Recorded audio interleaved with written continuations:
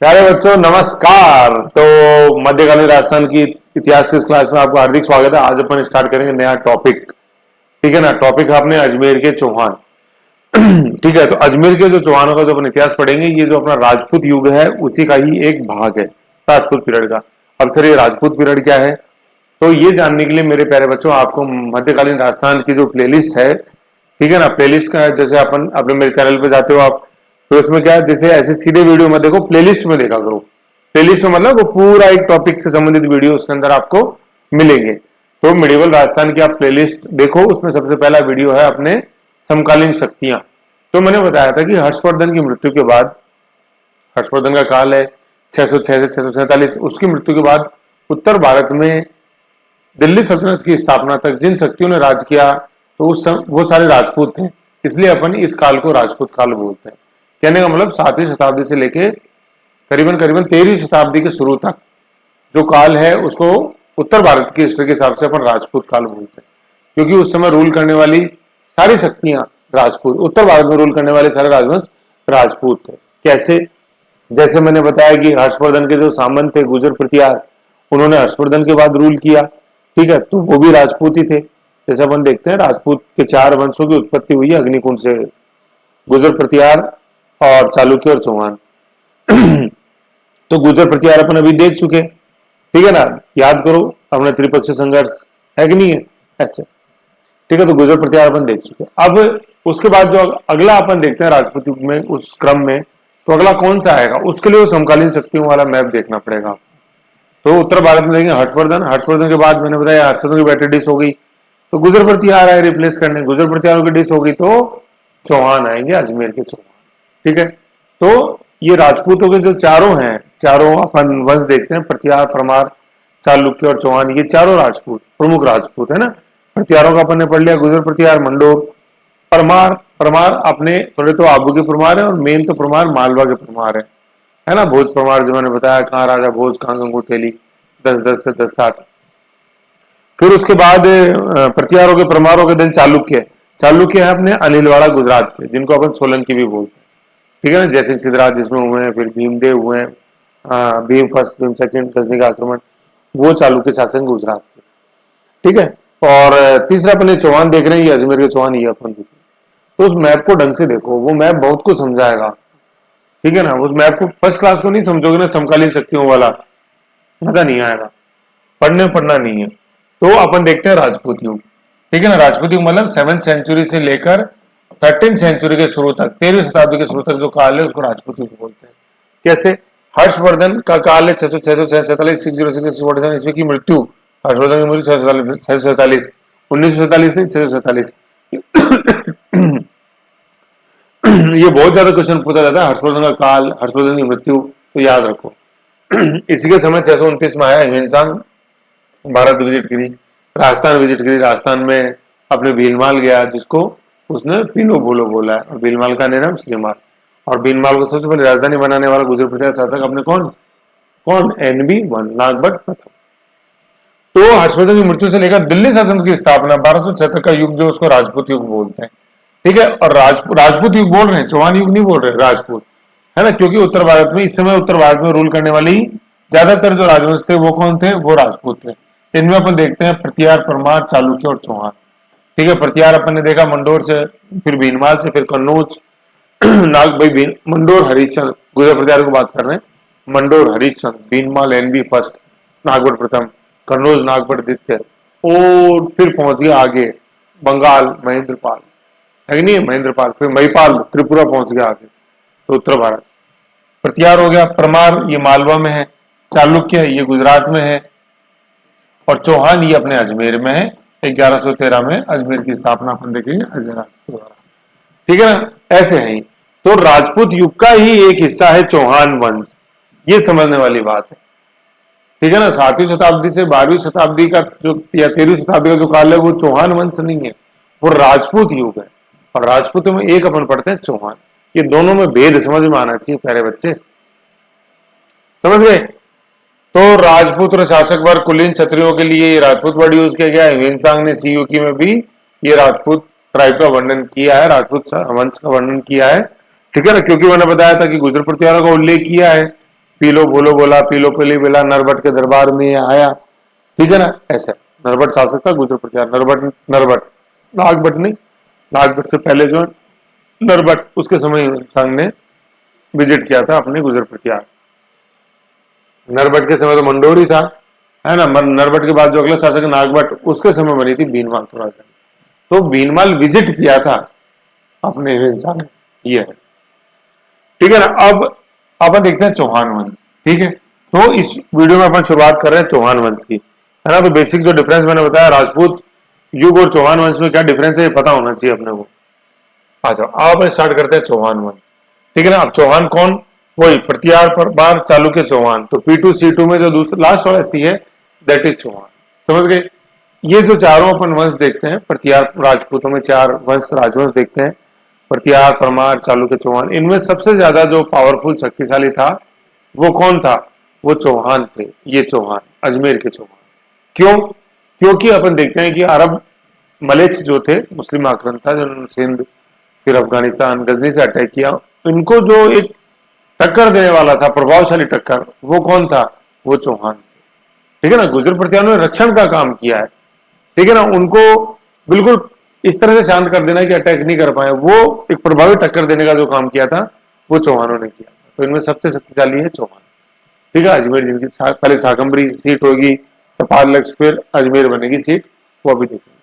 तो अपन स्टार्ट करते हैं चौहान वंश, ठीक है ना। चौहान वंश, चौहान वंश में सबसे पहला मेरे प्यारे जो टॉपिक आएगा वो चौहानों की उत्पत्ति। राजपूतों की उत्पत्ति नहीं पढ़ रहे हैं, चौहानों की उत्पत्ति पढ़ रहे हैं, ठीक है ना। ये अपन को समझना है चौहान। तो चौहानों की उत्पत्ति के संदर्भ में मेरे प्यारे बच्चों 6 सिद्धांत मूल रूप से। पहला है अग्निकुंड, दूसरा है जो इनको ब्राह्मण से बताएगा, ब्राह्मण बताएगा, तीसरा जो इनको क्षत्रिय बताएगा। 3 तो याद रखने, क्या, अग्नि ब्राह्मण क्षत्रिय। अग्नि याद रह जाएगा, ब्राह्मण क्षत्रिय अपने 4 वर्ण में जो शुरू के 2 वर्ण है वो ब्राह्मण क्षत्रिय। 3 तो योग है कॉन्सेप्ट। 3 अपन को याद रखने, सूर्य चंद्रमा और विदेशी, ठीक है ना। 3 कौन से, सूर्य चंद्रमा और विदेशी। ऐसे करके ये 6 कॉन्सेप्ट है जो कि चौहानों की उत्पत्ति के संदर्भ में प्रासंगिकता रखते हैं। ये मैं 3 छहों के नाम पहले आपको कॉन्सेप्ट में इसलिए बता रहा हूं क्योंकि ये टॉपिक बहुत ही ज्यादा इंपॉर्टेंट है। कौन सा, चौहानों की उत्पत्ति, प्री में भी आता है, मेन में भी आता है, और बहुत इंपॉर्टेंट ये टॉपिक, ठीक है। तो मैंने आपको अभी कैसे याद कराया, अग्नि, ठीक है ना, पहले बेस समझो एक बार, बाकी तो फिर खींच देंगे अभी सारा। दूसरा मैंने बताया ब्राह्मण, ठीक है ना, ब्राह्मण से उत्पत्ति। तीसरा मैंने आपको बताया क्षत्रिय से उत्पत्ति। 3 तो ये हो गए। अब उसके बाद 3 क्या याद रखने अपन को, मैंने बताया सूर्य, है ना, तारा, फिर चंद्र, है ना, उपग्रह, मतलब सूर्यवंशी चंद्रवंशी, और फिर 7वां अपन को याद रखना है विदेशी। ये तो विदेशी थे, समझ गए। तो ये 3 में अपन को क्लब रखना है, अग्नि ब्राह्मण क्षत्रिय सूर्य चंद्र और क्या, विदेशी, ठीक है। अब इनके बारे में अपन डिटेल से पढ़ेंगे। तो पहले एक बेस पढ़ने से क्या है, वो खाका तैयार हो जाता है कि कितना गहरा ये पानी है, ये पता लग जाता है, ठीक है। तो अग्निकुंड आ गया 1, 2 ब्राह्मण आ गया, 3 क्षत्रिय आ गया, 4था सूर्यवंशी आ गया, 5वां चंद्रवंशी आ गया, 6ठा विदेशी आ गया, ठीक है ना। यहाँ ये टॉपिक खत्म हो जाएगा। फिर इससे संबंधित जो सोर्स जो अपने देखेंगे वो उनके बारे में बात, ठीक है। आ जाओ। तो सबसे पहले अपन देखते हैं चौहानों की उत्पत्ति के संदर्भ में जो सिद्धांत है वो अग्निकुंड का सिद्धांत, ठीक है ना। माइक्रो के रूप में है, ऐसे ही लिखना है, ऐसे ही याद रखना है, याद रह जाएंगी सब चीजें। कई बार स्टूडेंट बोलता है सर माइक्रो के रूप में लिखते हैं याद नहीं होता, अरे रिवीजन ही नहीं किया, ढंग से सुना ही नहीं, खोल खोल के लिखते हैं वो तो बिल्कुल ही याद नहीं रहेगा। खोल खोल के लिखने में क्या होता है, जैसे अपन लिखते हैं राजपूतों की उत्पत्ति संबंधित सिद्धांत, है ना, अग्निवंशीय सिद्धांत, ये दिया है चंद्रवर्धनी ने, है ना, अब अपने ग्रंथ पृथ्वीराज रासो के अंदर। तो ग्रंथ इसने उसने जो लिखते हैं, ये लिखते समय आपको अच्छा लगता है क्योंकि टाइम पास होता है। और माइक्रो बनाने में बहुत ज्यादा टाइम लगता है, दिमाग लगता है, एनर्जी लगती है। माइक्रो बनाना मुश्किल है, याद करना आसान है। और थ्योरी जो अपन खींच के लिखते हैं वो बनाना आसान है, याद करना मुश्किल है, ऐसे, है ना। तो शुरू में एक बार मेहनत कर लोगे तो अच्छा हो जाएगा। तो ये चीज ज्यादा अच्छी है माइक्रो। तो पहला सिद्धांत अग्निकूट सिद्धांत, और इसी को बोलते हैं अपन अग्निवंशीय। कहने का मतलब ये सिद्धांत ये बोलता है कि चौहानों की जो उत्पत्ति है वो कैसे हुई, वो अग्नि से हुई है, अग्नि, है ना। तो देखो यहाँ अग्नि, अब से पहले तो ये बात ये आती है कि सर ये अग्नि से कैसे उत्पन्न हो सकते हैं? वैज्ञानिकता तो इसमें है नहीं। तो अग्नि देखो यहाँ प्रतीकात्मक है, सिंबॉलिक है। देखो कैसे कि जैसे मान लो किसी भी जानवर को आपको भगाना है जंगल में, तो बोलते हैं कि आग जलाओ। तो आग किसका प्रतीक है? आग एक चेतावनी है कि मान जाओ, है कि नहीं है? तो इसको उस संदर्भ में लेना है, ठीक है ना। ऐसा तो हो ही नहीं सकता कि भाई अग्नि से कैसे उत्पन्न हो, कोई वैज्ञानिकता तो इसके अंदर है ही नहीं। तो ये अग्नि यहाँ क्या है? चेतावनी के एक शक्ति के रूप के अंदर प्रयोग हुआ है कि जो दूसरे को डरा सके कि देख लो मेरे पास ये है कि नहीं। जैसे अपन पढ़ रहे थे, कौन सा टॉपिक पढ़ रहे थे, उसमें मैंने बताया था कि अच्छी बाढ़ अच्छे पड़ोसी बनाती है ना। Good friends makes good neighbour. Current में कोई सा टॉपिक था अपना, ये न्यूक्लियर को लेके मैंने बताया था। हाँ, नेटो नेटो है ना, जो नेटो का 31वां सदस्य फिनलैंड बना है 4/4/2023 को, उसके संदर्भ में मैंने बताया था कि अच्छे बाढ़ अच्छे पड़ोसी बनाती है। फिनलैंड नेटो का सदस्य बन के क्या बना? अच्छी बाढ़ उसने बनाई है रशिया के अगेंस्ट में, ठीक है। जिसे यूक्रेन की तरह मजाक नहीं समझ ले फिनलैंड को रशिया, ठीक है। तो ऐसे ही ये था। तो अग्नि अपने पास रहेगी तो अपनी बाढ़ मजबूत हो जाएगी, हर कोई अपने पर इतनी आसानी से आक्रमण नहीं कर पाएगा, ठीक है। तो ऋषियों ने अपने आप को प्रोटेक्ट करने के लिए कैसे? आप यज्ञ कर रहे हो, बार बार आके कोई आपको डिस्टर्ब कर रहा है, तो आप अगले को चेतावनी ये तो देखो कि देख लो मेरे पास ये है इंपॉर्टेंट व्यक्ति, या ये मेरे पास आग है, आग के रूप में ये चौहान है, अब मेरे को तुम डिस्टर्ब करोगे तो मैं इनको ऑर्डर दे दूंगा कि जाओ उसको खत्म करके आ जाओ, ऐसे, ठीक है ना। तो अग्नि यहाँ चेतावनी के रूप में, शक्ति के प्रतीक के रूप में आ जाओ। तो सबसे पहले तो अपन देखते हैं अग्निकुंड अग्निवंशी है। ये जो सिद्धांत है कि राजपूत चौहानों की उत्पत्ति अग्निकुंड से हुई है, या यूं भी कह लो राजपूतों की उत्पत्ति अग्निकुंड से हुई है, क्योंकि राजपूतों के समस्त प्रमुख जो 4 वंश हैं वो अग्निकुंड से संबंधित है। तो चौहानों की उत्पत्ति अग्निकुंड से हुई, ये सिद्धांत दिया किसने? ये दिया चंद्रवर्देय ने अपने ग्रंथ पृथ्वीराज रासो, ठीक है। तो चंद्रवर्देय ने दिया। फिर चंद्रवर्देय के बाद में सूर्यमल मिश्र जो बूंदी के अपने आधुनिक राजस्थान के प्रमुख कवि हैं, वंश भास्कर, जिन्होंने ग्रंथ लिखा 1857 का जिसमें वर्णन है, तो सूर्यमल मिश्रण ने भी इनका सपोर्ट किया इस आइडियोलॉजी का, ठीक है ना। और दूसरा फिर मोहम्मद नैन्सी जो मारवाड़ का, जिसको मारवाड़ का अबुल फजल बोलते हैं, ठीक है ना, अपने जसवंत सिंह प्रथम है ना, जिनकी मृत्यु के बाद औरंगजेब के विरुद्ध मारवाड़ स्वतंत्रता संग्राम चालू हुआ दुर्गादास राठौड़ के नेतृत्व में। उन्होंने क्या बताया? उन्होंने भी इस अग्निवंशीय सिद्धांत का सपोर्ट किया। तो क्वेश्चन ये आता है कि राजपूतों को अग्निवंशीय किसने बताया, ये अग्निकुंड से उत्पन्न किसने बताया है? तो सबसे पहले तो है चंद्रवर्देयी, है ना। तो उसमें देखो ये चंद्र बोलते हैं, ये चंद्र नहीं है, ये चंद है, चंद्रवर्देयी, चंद है ना, सुल्तान चंद, चंद है ये, चंद्र नहीं है। तो चंद्रवर्देयी ने बताया है अग्निकुंड, सबसे प्रमुख है। फिर एक क्वेश्चन ये आता है कि चंद्रवर्देयी किस ग्रंथ में? पृथ्वीराज रासो में। पृथ्वीराज रासो जो ग्रंथ है, पृथ्वीराज रासो जो ग्रंथ है किस भाषा में लिखा गया है? ये हिंदी भाषा में लिखा गया है। चंद्रवर्देयी किसके दरबारी कवि थे? पृथ्वीराज चौहान या पृथ्वीराज तृतीय जो थे, तराइन का युद्ध जो लड़ेंगे मोहम्मद गौरी से, उनके ये दरबारी कवि थे, ठीक है ना। फिर चंद्रवर्देयी के बारे में अपन और देखेंगे, इनके बचपन का नाम बलिद्य था, बलिद्य आएगा। और पृथ्वीराज चौहान और चंद्रवर्देयी, पृथ्वीराज चौहान के परम मित्र थे चंद्रवर्देयी, जिन्होंने शुरू से लेकर आखिरी तक किसका? पृथ्वीराज चौहान तृतीय का साथ दिया, राय पिथौरा का, ठीक है ना।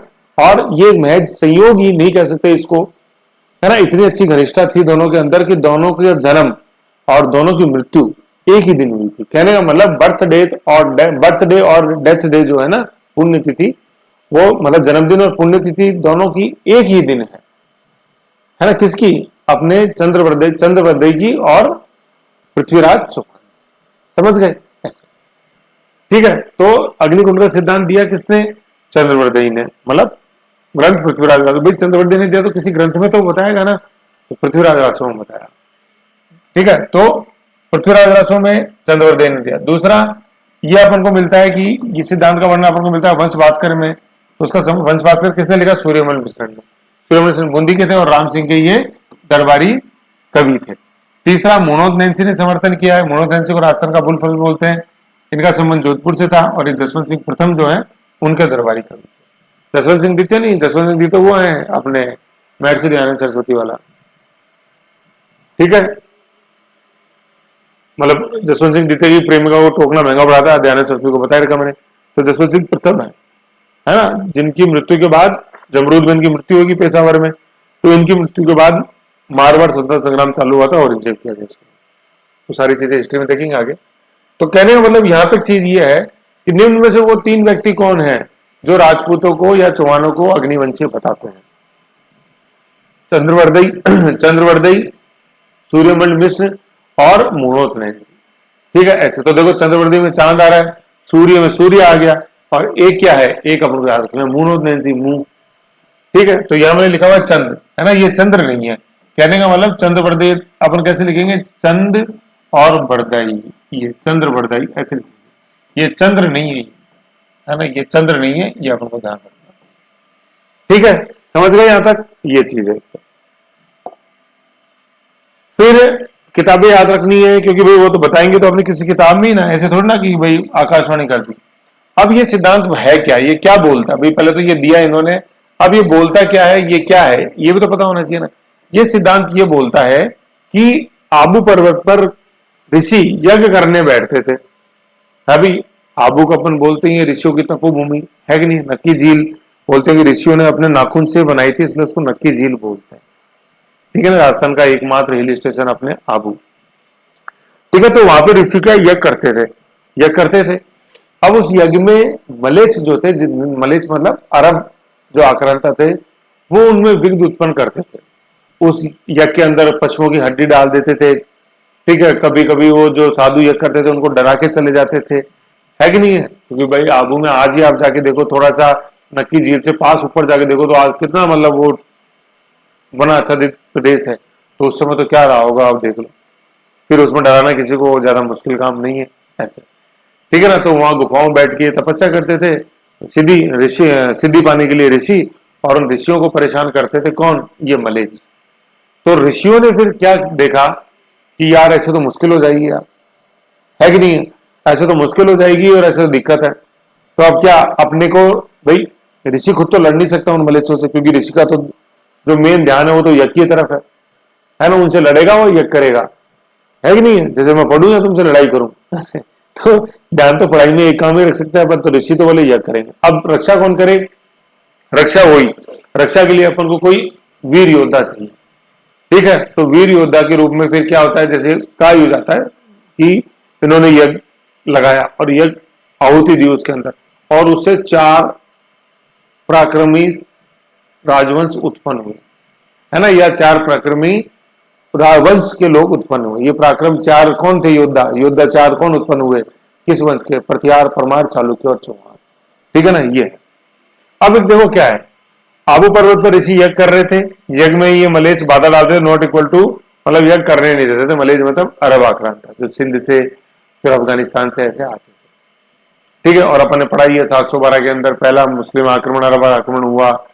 मोहम्मद बिन कासिम ने सिंध के राजा दाहिर के ऊपर अटैक किया था। सिंध भी उस समय अपने भाई हिंदुस्तान का ही पार्ट था, है कि नहीं, पाकिस्तान तो 1947 में बना है ऐसे। तो मलेच्छ काम नहीं करने देते थे, तो अब ऋषियों को लगाए रहे तो गड़बड़ है। ठीक है, तो सबसे पहले ऋषि के रूप में सामने आए विश्वामित्र। नाम ढंग से सुनो, मैं बोल रहा हूँ विश्वामित्र, वशिष्ठ नहीं, विश्वामित्र। तो पहले तो विश्वामित्र ने अग्नि लगाई, और ठीक है मैं कोशिश करता हूँ वीर योद्धाओं को बुलाने की। तो विश्वामित्र ने यज्ञ किया और उससे 3 निकले उनकी अग्नि से। कौन, पहले 3, प्रत्यार, परमार और चालुक्य।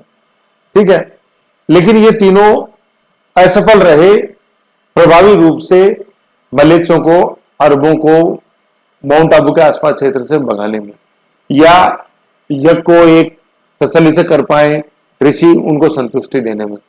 तो पहले जो 3 है ये निकले हैं विश्वामित्र के यज्ञ से, समझ रहे हो। अब ये तीनों फेल हो गए, तो जरूरी थी कि यार किसी चौथे को बुलाया जाए। ठीक है, जरूरत थी किसी चौथे को बुलाया जाए। तो चौथा जो अब सीन में आया वो कौन था, वो थे चालुक्य। तो आ गए प्रत्यार, परमार, चालुक्य, चौहान। एक सी तो आ ही गया, एक सी बचा, तो वो कौन सा थे, वो चौहान, अजमेर के चौहान, जिसे प्रमुख अपन पढ़ते हैं विग्रहराज चतुर्थ, अपने सोमेश्वर, एंड देन पृथ्वीराज तृतीय। ठीक है, तो इस बार आए अपने चौहान, जो सबसे शक्तिशाली, सबसे पराक्रमी थे इन चारों में। और चौथी बार जो यज्ञ करने जो बैठे थे, जिसमें चौहानों की उत्पत्ति हुई, वो यज्ञ किया था वशिष्ठ ने। ठीक है, तो वशिष्ठ ने जब यज्ञ किया तभी चौहान आए, मतलब जो सबसे शक्तिशाली है। इन चारों में जो सबसे शक्तिशाली है, प्रत्यार, परमार, चालुक्य, चौहान में, वो है कौन, चौहान। और उस समय यज्ञ करने की बारी किसकी थी, वशिष्ठ, विश्वामित्र की नहीं। तो अब देखो क्वेश्चन ये आए, है ना, पहले तो मैं आपको बता दूं क्या क्या लिखा है। आ गई है। फिर देखो विश्वामित्र ने यज्ञ किया पहले, तो इससे तो अपने ये 3 निकले, क्या, प्रतिहार, परमार और चालुक्य। और चालुक्य बोलते हैं अपन सोलंकी। 1 नंबर पे प्रतिहार आए, फिर परमार आए, चालुक्य, सोलंकी आए। ये गुजरात के शासक थे, ठीक है ना, अनिल वाड़ा इनकी सीट थी। चौहान नहीं आए अभी तक। तो ये तीनों क्या है, ये तीनों असफल हुए मलेच्छों के विरुद्ध एक स्थायी सुरक्षा प्रदान करने में ऋषियों। फिर गुरु वशिष्ठ ने वापस वो यज्ञ किया और इस बार उत्पन्न हुए चौहान, ठीक है। तो चौहान उत्पत्ति किसके द्वारा की गई, वशिष्ठ के द्वारा। तो देखो जब क्वेश्चन ये आता है कि भाई आबू पर्वत पे जो अग्निकुंड उत्पन्न प्रत्यार प्रमाण चालू के चौहान उत्पन्न हुए, वो किसने किया था, और उसमें चारों ऑप्शन के अंदर है, मतलब ये दोनों नाम है अपने विश्वामित्र और वशिष्ठ। तो देखो वहां आंसर होता है वशिष्ठ। क्यों, क्योंकि इन चारों जातियों में जो सबसे प्रमुख है वो है चौहान, और चौहान की उत्पत्ति करी थी वशिष्ठ ने, इसलिए इसका आंसर है।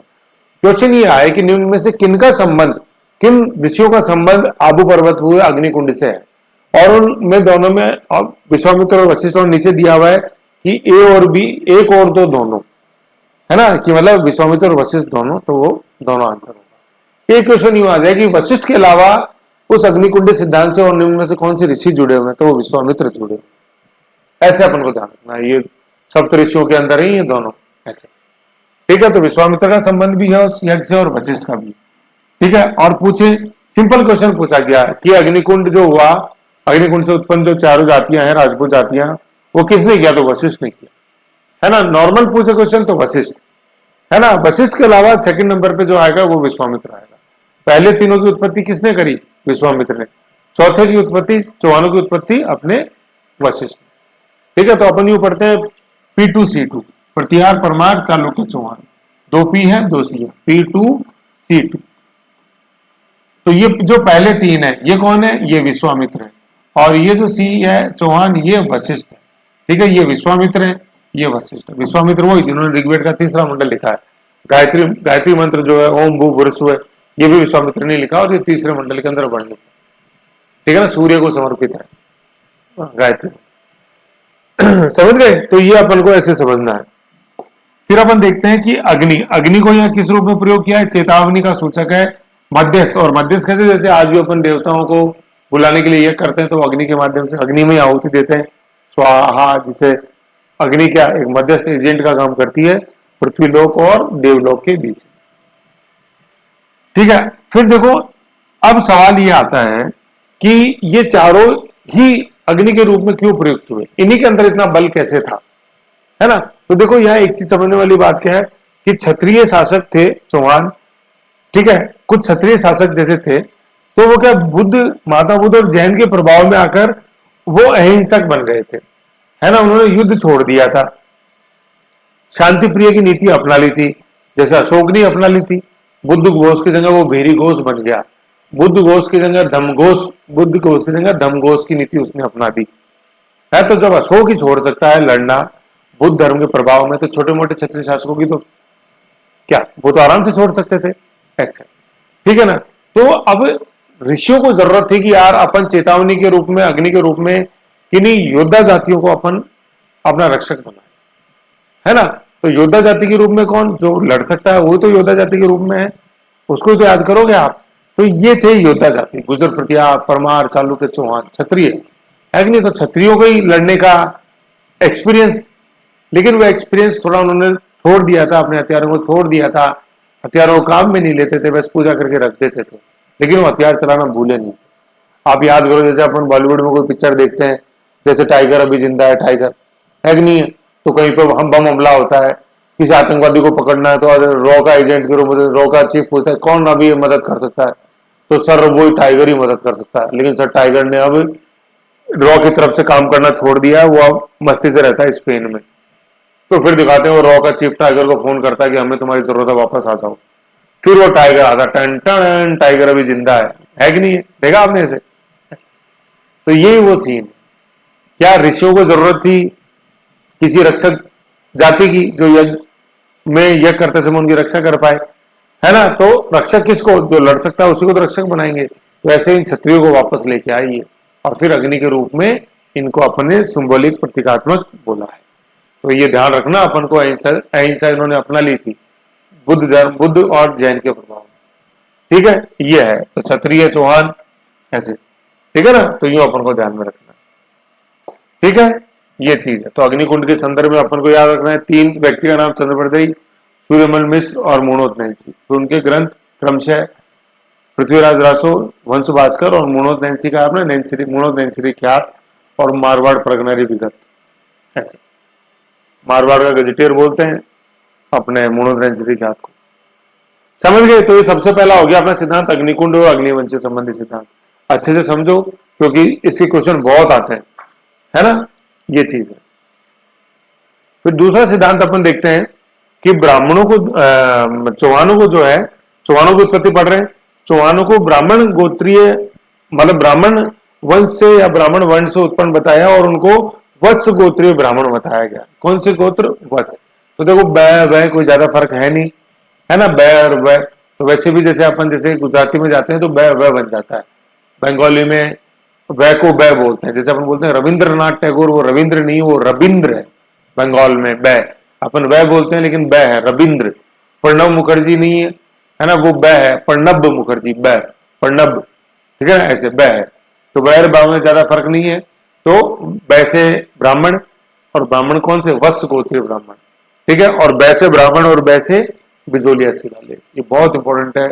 क्वेश्चन ये आता है कि चौहानों को वत्स गोत्रीय ब्राह्मण में से किस अभिलेख में बताया गया? तो बै से ब्राह्मण और बै से वत्स कर दो और बै से ही बिजोलिया शिलालेख। बिजोलिया शिलालेख भीलवाड़ा में है, भीलवाड़ा में पार्श्वनाथ मंदिर है, उससे वहां से 2 अभिलेख मिले हैं। ठीक है ना, तो बिजोलिया शिलालेख 2 है टोटल, मतलब उस मंदिर से मिले, संख्या में 2 है। तो कई बार आता बिजोलिया शिलालेखों में उत्कीर्ण, तो बिजोलिया से 2 मिले हैं, दोनों पार्श्वनाथ मंदिर से मिले, तो उनको इसलिए बिजोलिया शिलालेख बोलते हैं, है ना, बिजोलिया से मिले। 2 है टोटल संख्या में। भाषा संस्कृत है। ठीक है, और उस समय जो चौहान शासक था सोमेश्वर, उनके समय का ये लिखा हुआ है ना। तो चीजें तो उसमें बहुत सारी हैं, अभी अपन देखेंगे बिजोलिया शिलालेख। लेकिन अभी से इतना समझो कि चौहानों को ब्राह्मण किसने बताया है, या ब्राह्मण के किस गोत्र से उत्पन्न बताया है। तो ब्राह्मण किसने बताया? अपने बिजोलिया अभिलेख ने। और ब्राह्मणों के किस गोत्र से? वत्स गोत्रीय ब्राह्मण इनको बताया। ये ध्यान रखना, ठीक है ना। और तो पहले तो ये हो गया वत्स गोत्रीय, वत्स ब्राह्मण में वत्स गोत्रीय किसने बताया? अपने बिजोलिया शिलालेख में, जो 1170 का, भाषा संस्कृत है। ठीक है ना, और भीलवाड़ा से मिला, भी अपन डिटेल में देखेंगे। फिर दूसरा अपन देखते हैं ब्राह्मण, है ना। देखो ब्राह्मण में एक तो वत्स गोत्रीय, वो तो बिजोलिया शिलालेख है, और एक नॉर्मल ब्राह्मण बताया, उन्होंने वत्स गोत्र का उल्लेख नहीं किया। तो वो ब्राह्मण वाले बताने वाले कौन है? देखो शर्मा है। जैसे कौन? देखो शर्मा शर्मा आ रहा है, तो शर्मा की बात कौन करेगा? ब्राह्मण करेगा। भंडारे की बात कौन करेगा? वो ब्राह्मण करेगा। ऐसे याद रख सकते हैं। तो देखो दशरथ शर्मा, गोपीनाथ शर्मा और GR भंडारकर, RG भंडारकर, है ना, रामकृष्ण गोविंद भंडारकर, RG भंडारकर। ठीक है, तो दशरथ शर्मा, गोपीनाथ शर्मा और अपने RG भंडारकर, ये क्या है? इनको ब्राह्मण बताते हैं। और वत्स गोत्र ब्राह्मण कौन बताता है? बिजोलिया शिलालेख होता है। तो जहां वत्स की बात आ जाए वहां आंसर अपन को बिजोलिया शिलालेख होता है, ऐसे।